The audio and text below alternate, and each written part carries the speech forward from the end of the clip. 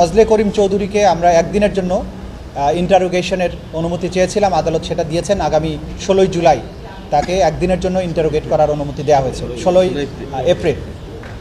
এবং ওই মামলাতে আরও একজনকে গ্রেপ্তার করে আজকে হাজির করা হয়েছিল, ফিরোজ, যার বিরুদ্ধে সরাসরি অস্ত্র নিয়ে মিছিলে গুলি করার অভিযোগ আছে।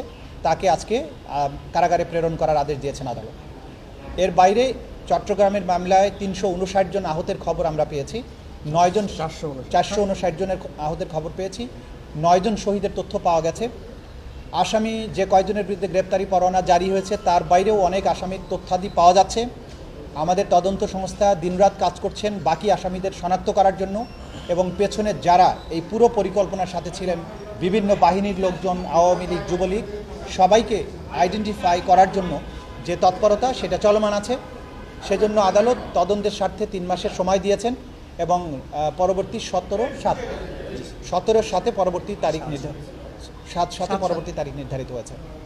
আর সর্বশেষ চানখারপুলের যে ঘটনাগুলো, সেইখানের ব্যাপারে তদন্ত রিপোর্ট কনক্লুডেড হয়ে গেছে। এইখানে যে আসামি 3 জন যারা অন্য মামলায় গ্রেপ্তার ছিলেন, তাদেরকে এই মামলায় গ্রেপ্তার দেখানোর আবেদন ছিল। আজকে কি সব ভুলভাল বলছি? আচ্ছা, সর্বশেষ আশুলিয়ার যে তদন্তটা চূড়ান্ত হয়ে গেছে, সেখানে 3 জন আসামি অন্য মামলায় গ্রেপ্তার করা ছিল, তাদেরকে আজকে এই মামলায় গ্রেপ্তার দেখানোর আবেদন মঞ্জুর করা হয়েছে। এটার তদন্ত রিপোর্ট আশা করছি কয়েকদিনের মধ্যেই চূড়ান্তভাবে এসে যাবে আমাদের হাতে। আব্দুল্লাহ কাফি, ভুলে গেছি নাম বলতে, তাদেরকে হাজির করা হবে 20 তারিখ, নির্ধারিত তারিখে হাজির করা হবে।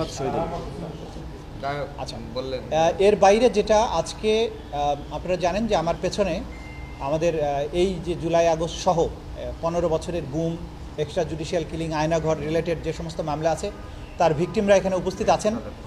তারা নানান বিষয়ে আমাদের তদন্ত সংস্থা, আমাদের প্রসিকিউশনকে তারা সহযোগিতা করেন যাতে এই বিচারটা করা যায়। তারা আমাদের বিভিন্ন যে সমস্যাগুলো আছে সেগুলোর ব্যাপারে তারা খুব কিনলি অবজার্ভ করেন। তো গত পরশু দিন আমরা যে ব্রিফিংয়ে কিছু নিরাপত্তাহীনতার কথা বলেছিলাম বা আমরা যে চ্যালেঞ্জের কথাগুলো বলেছিলাম, সেগুলো শোনার পরে তারা মনে করেছেন যে তারা আমাদের পাশে এসে আমাদের প্রতি তাদের সহমর্মিতা জানানো উচিত। এই কারণে তারা এসেছেন।